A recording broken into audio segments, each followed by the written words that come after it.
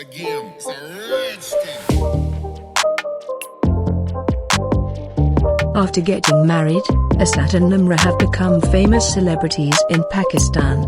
Their love story is simply that they popularized the culture of nikah and married with the consent of their parents. Now, both are living a happy life after marriage. Seeing the love between Asad and Nimra, Pakistan's famous morning show host Nida Yazir also invited them to Good Morning Pakistan, where the two became guests and told the public how they first met and how they became a couple. And the couple also gets congratulations and praise from people on social media. Asad and Nimra travel to many places together after the wedding, from where they share photos on Instagram for their fans. This cute couple is currently vacationing in the northern areas to enjoy the winter and snowfall. So, let's take a look at some beautiful pictures of their memorable moments.